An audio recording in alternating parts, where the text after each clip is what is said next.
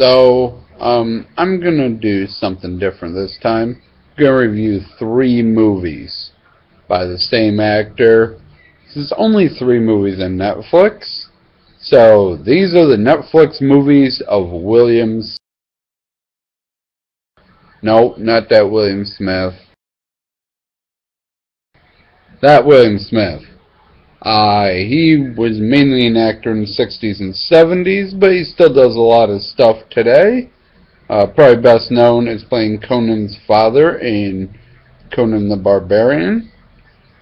So, 3 movies I'm reviewing are Run, Angel, Run, a biker movie from 1969, Chrome in Hot Leather, a biker movie from 1972, and Invasion of the B-Girls, a sci-fi movie from 1973.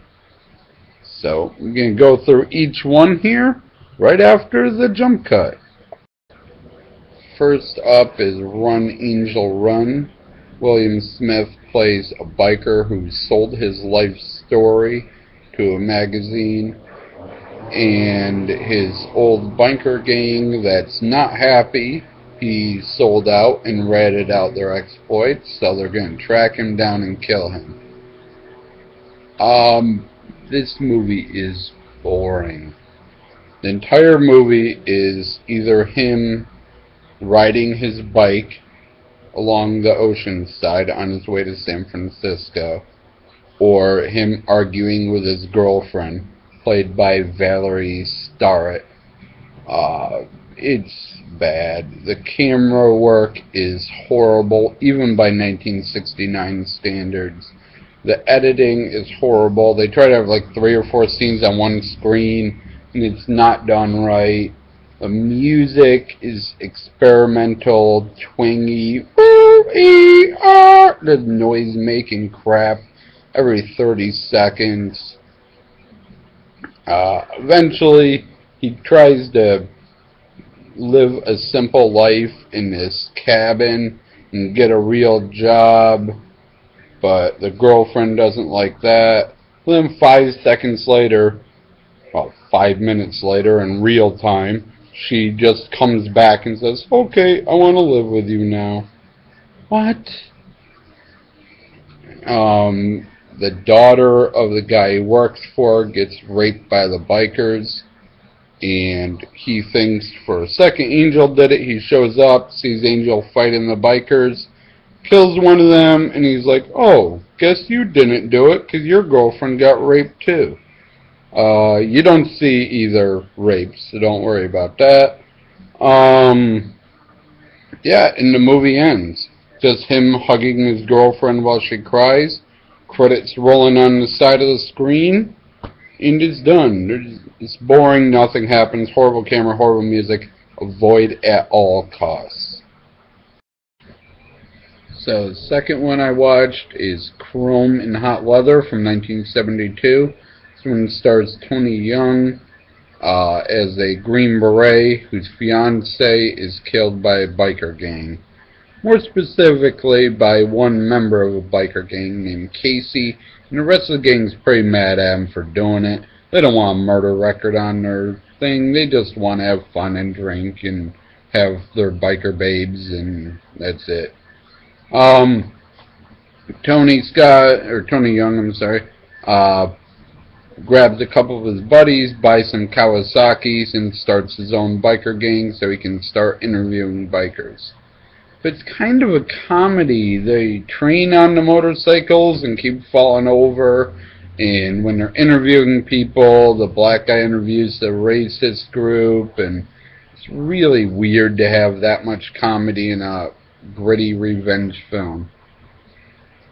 Tony Young, he ends up finally tracking down the biker group, and then immediately sleeps with Casey's girlfriend.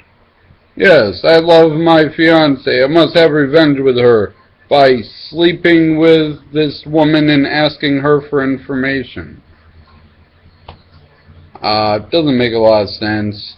The fight scenes at the end are simulated explosions and smoke bombs and gas grenades, so they don't actually hurt anybody.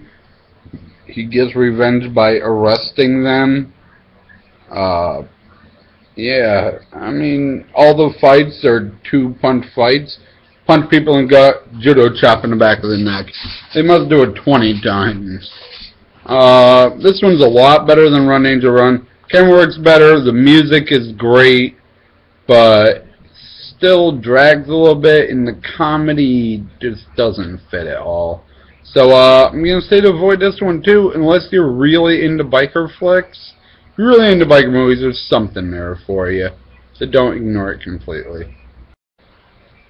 So, after playing a biker running away from his gang and a biker gang leader, William Smith plays a cop investigating the sexual exhaustion death of a government researcher.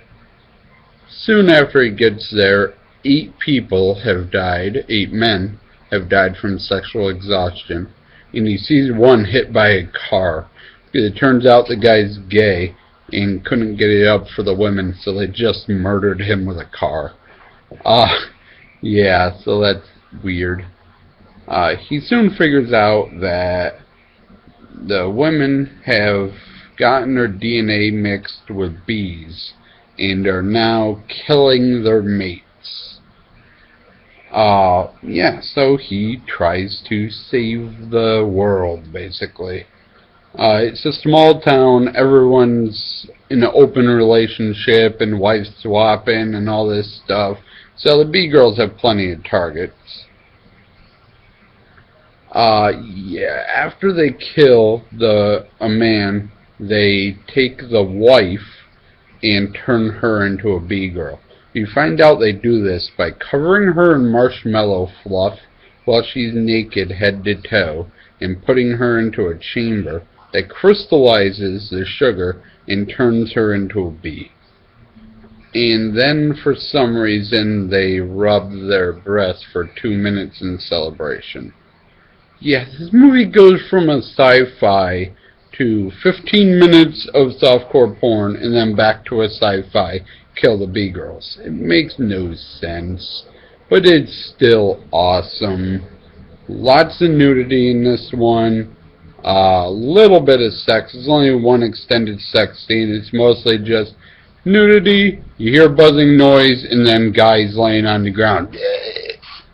So, but it's still awesome. There's lots of funny parts, lots of attractive women. It's stupid. It's exploitation. It's the 70s.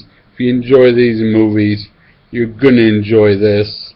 And if you're the one guy or gal with a marshmallow fluff fetish, you're really going to like this one. So that's it for these 3 movies. This one I loved. The other 2, not so much. Thank you for watching, and as always, I'll try to do better next time.